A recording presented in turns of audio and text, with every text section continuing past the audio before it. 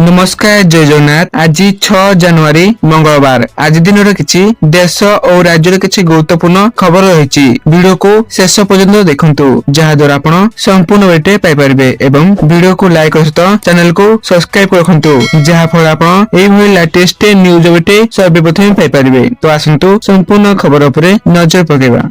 प्रथम सूचना रही आम बस दुर्घटन राजधानी दुई जनक जीवन जीवा परिप्रेक्षी में मुख्यमंत्री निर्देश आज आम बस सेवार सुरक्षा परिचालना एवं परिचालना उपर एक उच्चस्तरीय समीक्षा बैठक अनुष्ठित होईछि। गृह निर्माण एवं नगर उन्नयन विभाग प्रमुख सचिव श्रीमती उषा पाधी अध्यक्षता यह बैठक अनुष्ठित होईछि। परवर्ती सूचना रही नुआ वर्ष 2026 आरंभ में देशर कोटी कोटी चाषी को बड़ खुशी खबर देवाकू प्रस्तुत केंद्र सरकार। प्रधानमंत्री किसान सम्मान निधि योजनार अधीन फेब्रुआरी 22तम किस्ती जारी होबार संभावना रही। प्रति 4 मासरे 2000 टंका हार वर्ष को मोट 6000 टंका सहायता पाइबे चाषी। द्वितीय किस्ती जून जुलाई और तृतीय किस्ती अक्टोबर नवेम्बर जारी हेबो। एही लाभ पाई इक्यूआईसी आधार बैंक लिंक और जमी विवरणी सठिक थिबा आवश्यक एवं हिताधिकारी पीएम किसान वेबसाइट निज स्थिति जांच करि परिबे। परवर्ती सूचना रही गाड़ी रे पेट्रोल किंबा डीजेल पकेबा पूर्व जानी नियंतु दर। प्रतिदिन तेलर नुआ दर निर्धारण कर आज भुवनेश्वर में पेट्रोल दर 101 टंका 11 पैसा होता बेले डीजेल दाम प्रति लिटर पिछा 92 टंका 69 पैसा रही। परवर्ती सूचना मिली जनवरी 10 सुधा राज्य में 30 जाक जिले में मंडी में धान किणा आरंभ करने को मुख्यमंत्री निर्देश देइछन्ति। हेले एबे सुधा 68 जिले में धान किणा आरंभ होईछि। हाथ में आउ सप्ताह कम समय थिया बेले बाकी 12 जिले में किपरि धान किणा आरंभ हेबो से चिंता एबे जोगाण विभाग को। परवर्ती सूचना रही राज्य में एबे शीत लहरी ता संग को कलबल करुछि कुहुड़ी। एते घन कुहुड़ी हेउछि जे सकाल 10टा पर्यंत एही कुहुड़ी रहुछि। फल दृश्यमान कम हेउथारु दुर्घटना घटुछि। आसंता 7 तारीख पर्यंत राज्यर अनेक स्थान रे एभली घन कुहुड़ी रहिबो बोली पाणीपाग विभाग पूर्वानुमान करिछि। तेणु जाजपुर और नयागढ़ जिले में सर्वाधिक कुहुड़ी रहिबा नै विभाग आकलन करिछि। सेहिपरि आसंता 3 दिन राति तापमात्रा 2 ରୁ 4 डिग्री खसिबा संभावना रही। परवर्ती सूचना मिली राज्य में सोमवार ठारू विभिन्न सरकारी हॉस्पिटल रे 2 घंटा लेखाए ओपीडी बंद हेबो। एभली चरम निष्पत्ति नेछि ओमासा। ओडिशा मेडिकल सर्विस एसोसिएशन सरकार डाक्टर दाबी शुणुनथिबारु सेमाने निज जिद रे अटल रहिसंती। दैनिक पूर्वाह्न 9 ठारू 11टा ओपीडी बंद हेबा जोगु स्थिति बिगड़वा नै सूचना रही। परवर्ती सूचना मिली सोमवार भोरु आसाम मध्यभाग भूकंप अनुभूत।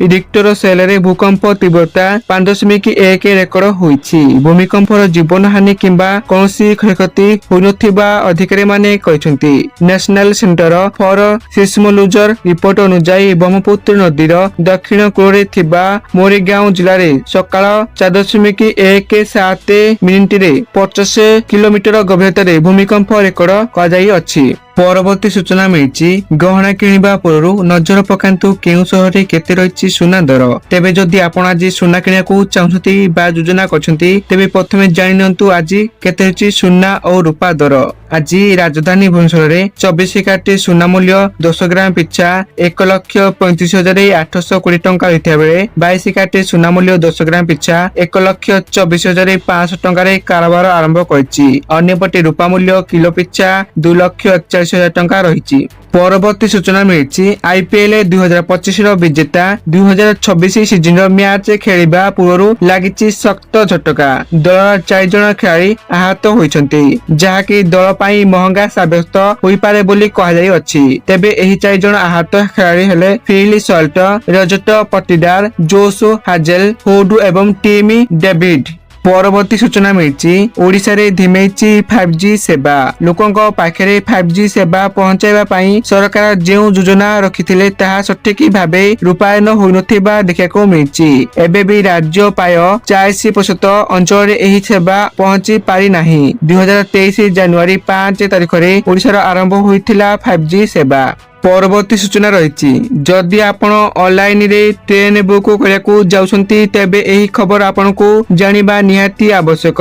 IRCTC ଆଜିଠାରୁ ଆଗୁଆ ବୁକିଂ ର ନିୟମ ପରିବର୍ତ୍ତନ କରିଛି। ଯେଉଁମାନେ IRCTC ୱେବସାଇଟ କିମ୍ବା ଆପ୍ ମାଧ୍ୟମରେ ରିଜର୍ଭେସନ ପାଇଁ ଆଧାର ଯାଞ୍ଚ କରୁଛନ୍ତି ସେମାନେ ଉପକୃତ ହେବେ। ଯେଉଁ ଉପଭୋକ୍ତା ମାନଙ୍କର ଆଧାର ଯାଞ୍ଚ ହୋଇନାହିଁ ସେମାନେ ଅନେକ ସମସ୍ୟାର ସମ୍ମୁଖୀନ ହୋଇପାରନ୍ତି।